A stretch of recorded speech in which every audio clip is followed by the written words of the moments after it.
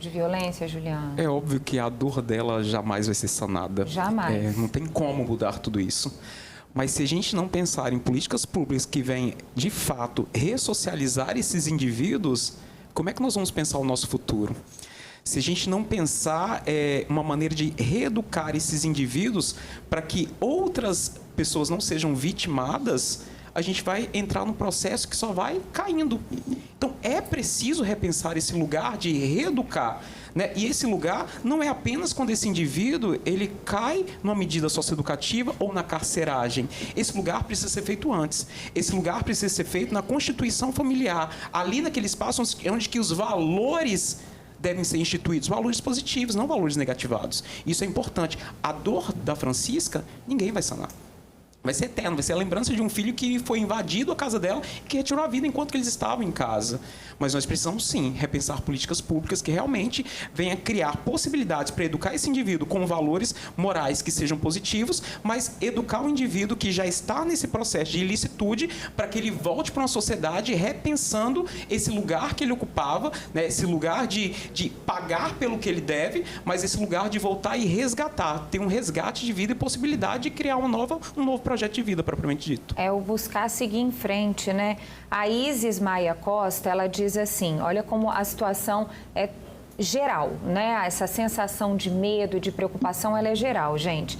Ela fala assim, eu ultimamente tenho medo de sair de casa, tenho medo de andar de ônibus, porque está tendo muita violência e por todos os lados. Todos os lados, Ana, não é só... A Francisca trouxe muito... A Francisca, infelizmente, né, Francisca, é uma situação que ela consegue reproduzir esse processo de violência, porque foi dentro da casa dela. Sim.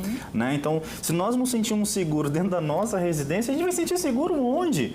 Né? A gente, Ana, sempre está repercutindo aqui no Fala Espírito Santo situações, né, de violência das crianças, muitas vezes que são atingidas na porta de casa. E aí vem, né, a gente falando, não, tem que ir frequentar os espaços públicos, mas a gente frequenta os espaços públicos e somos atingidos pela violência, né? É claro que a gente precisa pensar o tempo inteiro, Ana, esse processo de pertencimento.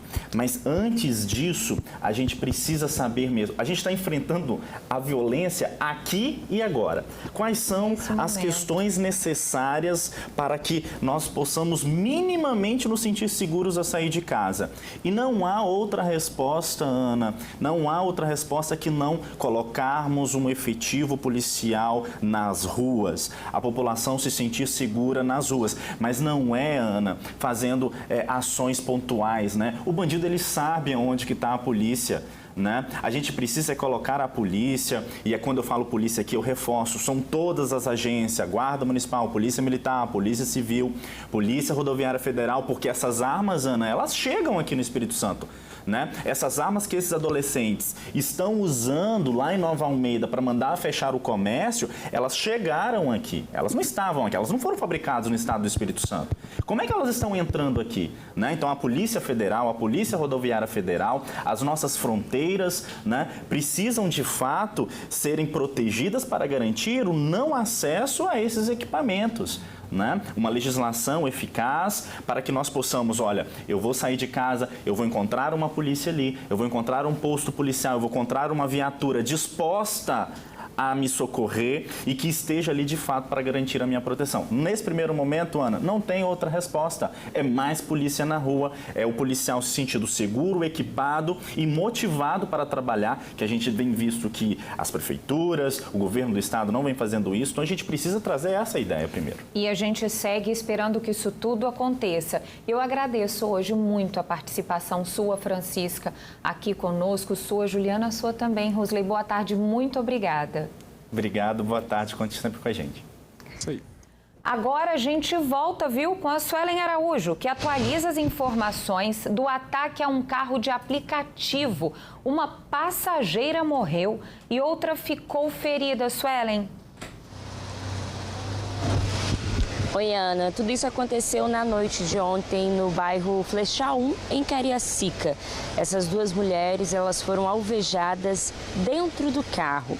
O motorista do carro de aplicativo, ele não ficou ferido e contou o que teria acontecido, segundo a versão dele. Ele disse que estava fazendo ali alguma ronda em Jacaraípe quando um homem solicitou a corrida no aplicativo. Quando ele chegou ao endereço, descobriu que duas mulheres que embarcariam. Tudo bem, o destino final era o bairro Flechal, a viagem seguiu tranquila, as duas mulheres conversando normalmente. Assim que ele se aproximou do endereço indicado ali no celular, ele contou que criminosos armados se aproximaram e dispararam várias vezes. O motorista percebeu que as mulheres estavam feridas, arrancou com o carro em direção ao pronto atendimento do município de Cariacica, mas infelizmente a mulher identificada como Lohane Lima Barreto, de 25 anos, ela não resistiu. A amiga dela, que não teve o nome divulgado, tem 20 anos de idade, foi atendida nesse pronto atendimento e depois transferida para um hospital aqui da capital. Hoje pela manhã, Ana, a família da Lohane esteve no DML de Vitória, local para onde o corpo foi levado, mas os familiares não quiseram gravar entrevista. Disseram apenas que tentam entender o que motivou esse crime. Segundo eles, a Lohane tinha 25 anos de idade, era mãe de 4 filhos, trabalhava como atendente. A família disse que ela não tinha envolvimento com nada de ilícito, não tinha também passagem pela polícia.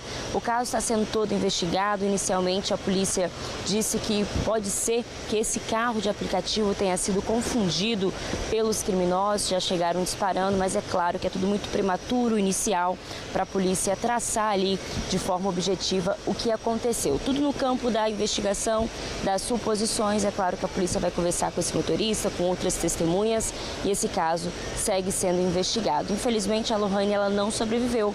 A amiga dela, hoje nós tentamos saber ali o estado de saúde, alguma atualização, mas o hospital disse que apenas os familiares ou pessoas mais próximas conseguiriam essa atualização. O que a gente sabe é que essa amiga está internada em um hospital da capital, Ana. Obrigada pelas informações, Suelen. Boa tarde. E agora vamos mudar de assunto.